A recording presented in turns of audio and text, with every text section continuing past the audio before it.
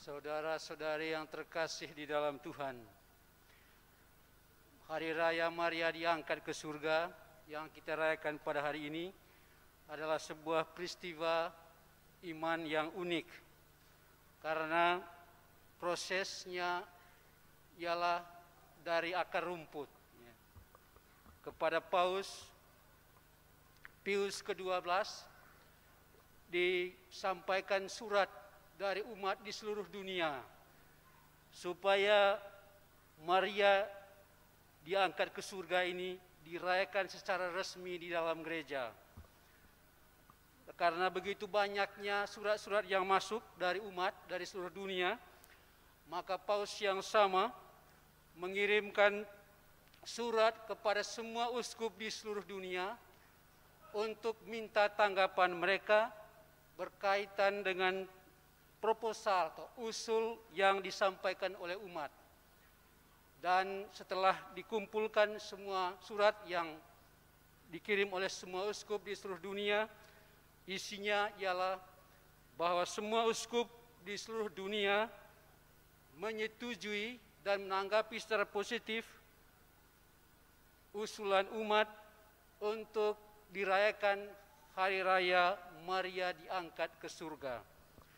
Saudara-saudari yang terkasih di dalam Tuhan, saya kira proses seperti ini mungkin juga banyak terjadi untuk membeatifikasi atau menggelari santo seorang santo. Tetapi untuk Maria ini saya kira agak unik, agak istimewa, karena umat biasa yang mengusulkannya ke Roma dan diterima dengan positif. Itu berarti bahwa hidup Maria itu amat dekat dengan umat.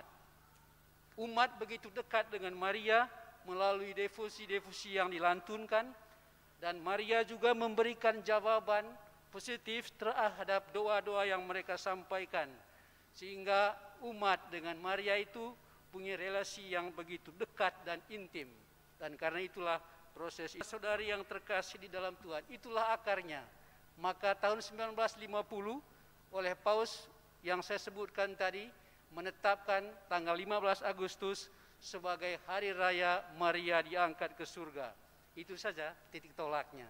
Kalau mengandalkan kitab suci, tidak ada dalam kitab suci. Buka saja dari kitab perjanjian lama, lalu juga bisa dilacak juga dalam kitab perjanjian baru. Tidak ada itu yang menginformasikan tentang hari raya yang kita rayakan hari ini. Saudara-saudari yang terkasih di dalam Tuhan, itu sedikit latar belakangnya. Saudara-saudari yang terkasih di dalam Tuhan, hari raya Maria diangkat ke surga yang kita rayakan pada hari ini, kita tempatkan dalam seluruh konteks panggilan Maria.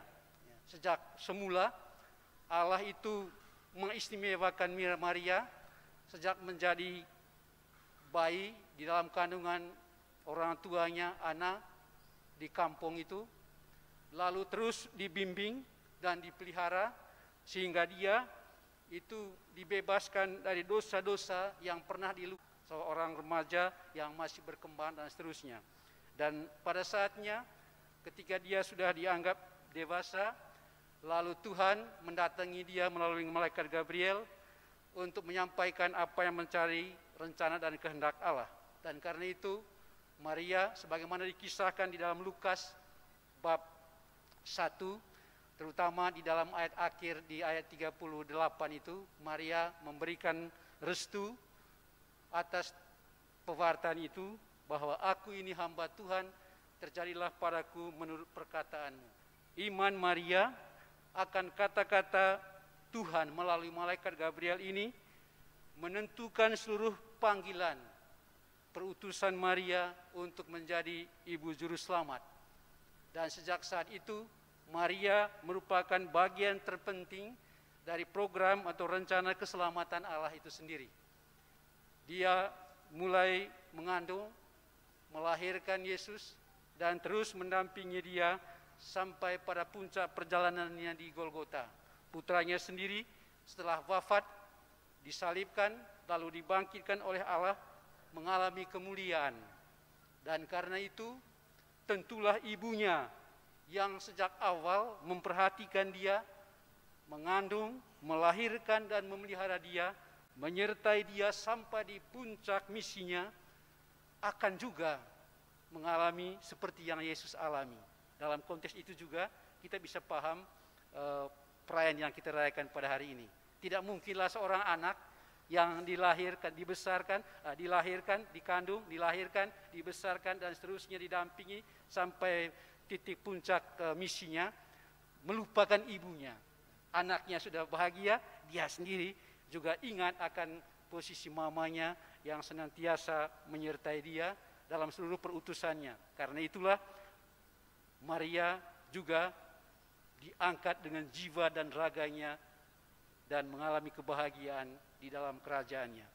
Dan saya kira sebagai anggota gereja, dia satu-satunya yang boleh dikatakan seperti itu. Diangkat ke surga dengan jiwa dan raganya. Saudara-saudari yang terkasih di dalam Tuhan, aspek lain yang membuat Maria sungguh istimewa dan unggul dibandingkan dengan anggota-anggota gereja lainnya juga dikisahkan di dalam Injil hari ini. Ketika dia mengunjungi Elizabeth, Elizabeth berkata, "Berbahagialah engkau, karena apa yang dikatakan Tuhan kepadamu akan terlaksana." Artinya iman Maria itu sungguh memungkinkan rahasia rencana penyelamatan Allah itu sungguh-sungguh terwujud. Dan itu Maria pelihara dengan sungguh-sungguh. Memeliharanya melalui tindakan-tindakannya. Bukan hanya dengan kata-katanya, tapi melalui tindakan konkretnya, berusaha untuk memelihara iman itu. Memeliharanya, dia tuangkan di dalam dia mengandung, melahirkan, dan membimbing Yesus, membesarkan Yesus sampai di puncak misinya. Saudara-saudari yang terkasih di dalam Tuhan, aspek lain yang juga bisa kita temukan di dalam diri Maria ialah ketika dia mengamini tawaran Allah untuk menjadi bagian dari rencana penyelamatannya, justru Maria dengan setia melaksanakan tugas perutusannya. Kita bisa bayangkan bagaimana Maria itu dalam seluruh proses panggilan Yesus itu, dia mempertaruhkan segala-galanya ya, untuk anak yang dikasihinya itu. Melalui pemeliharaannya, melalui perhatiannya, dan juga melalui pendampingannya, Maria sungguh-sungguh terlibat aktif dalam seluruh rencana keselamatan Allah yang dilalui oleh putranya Yesus Kristus. Karena itulah Maria diistimewakan oleh karena putranya yang mengalami kebahagiaan hidup di dalam kerajaan surga, dan ibunya dibiarkannya untuk mengalami hal yang sama di dalam surga.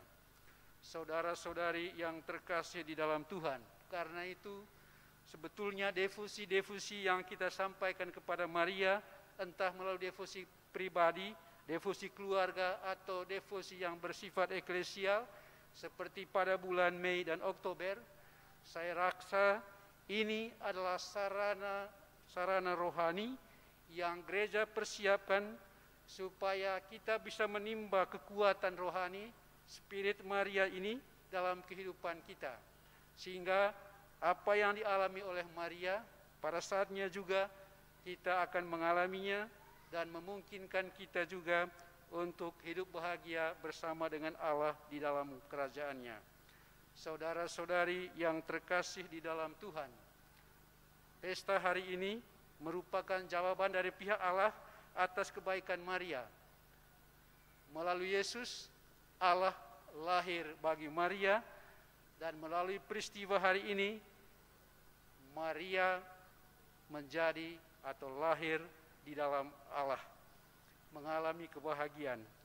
Kita pun sebagai anggota gereja yang percaya dan menimba inspirasi dari semangat hidup Maria, mudah-mudahan juga pada saatnya kita seperti Maria akan lahir di dalam Allah dan mengalami kebahagiaan. Selamat berjuang, Tuhan memberkati.